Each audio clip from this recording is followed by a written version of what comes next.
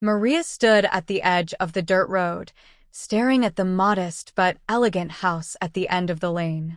The sun was setting, casting a warm glow over the red roof and whitewashed walls. It looked just like the pictures her brother, Javier, had sent her over the years. A sense of pride swelled in her chest as she realized that the hard-earned money she had sent back from working long hours abroad had finally materialized into the home she had always dreamed of.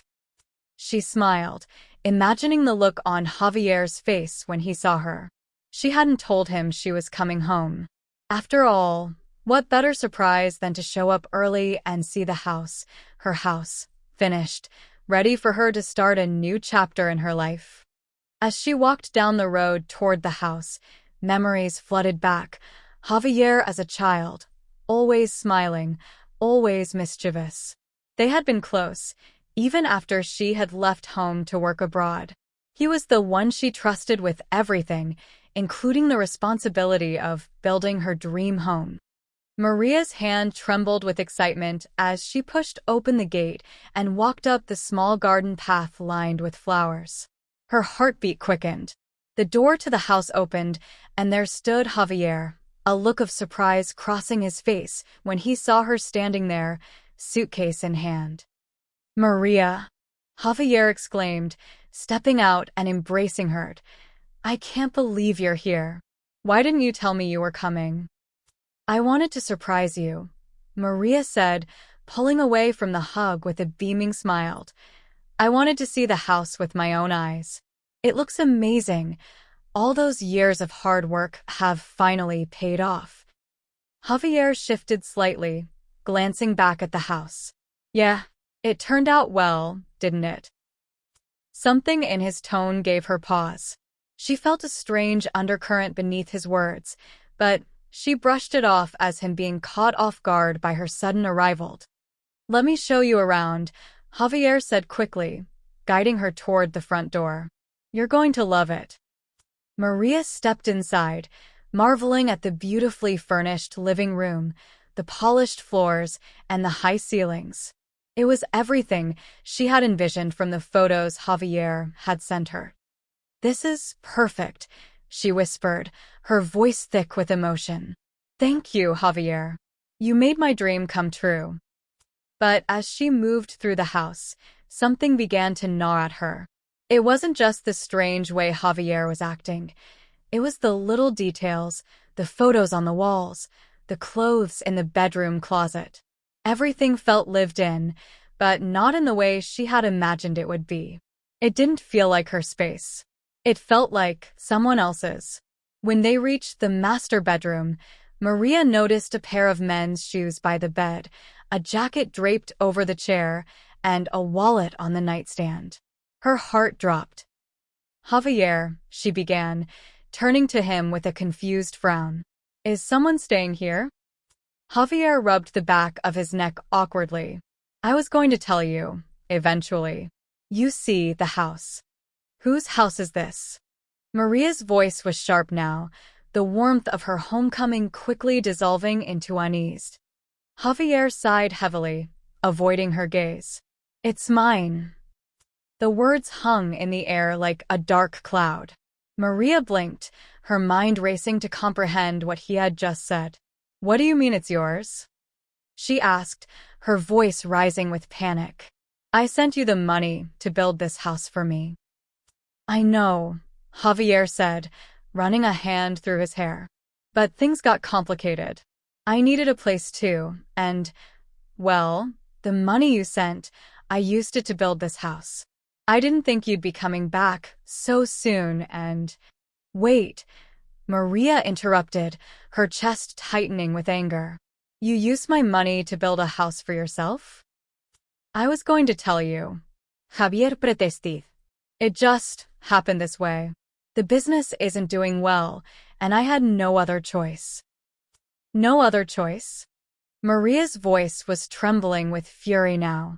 "You took my money, Javier. For years, I trusted you. I sacrificed everything to send it back home so I could have something when I returned. And you just—" She choked on her words, unable to finish the sentence. Maria, please calm down, Javier said, reaching out to her. I'll fix this. I'll build you another house. Just give me some time. Time, Maria spat, stepping back from his outstretched hand. You've had years. I gave you everything and you. Her voice cracked. She felt betrayed in a way she never thought possible. This wasn't some mistake. This was premeditated. The photos, the updates, the assurances, it had all been a lie. Javier looked down, guilt written all over his face.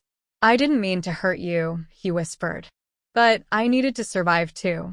And I have a family now. Maria felt as though the floor had been ripped out from beneath her. A family, she echoed in disbelief. Javier nodded slowly. I got married last year. She's pregnant. We needed a home for the baby. Maria stared at him, the shock settling in. So you used my money to start your new life, she said coldly. I'm sorry, Javier said, his voice pleading. But it's not too late.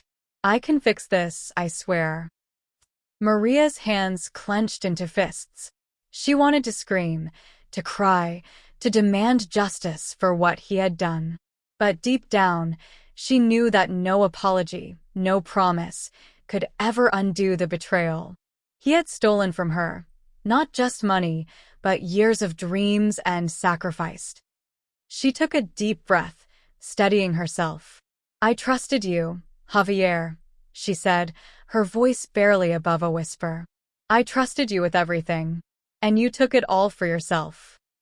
There was a long silence between them, filled with the weight of broken trust and shattered dreams.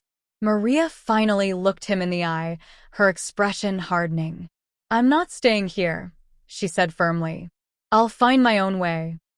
She turned and walked toward the door, leaving Javier standing there, his face pale with regret. As she stepped out into the night, Maria felt the sting of betrayal deep in her heart. But she also felt something else, a spark of determination. She had built a life from nothing before, and she would do it again. This time, without anyone to betray her.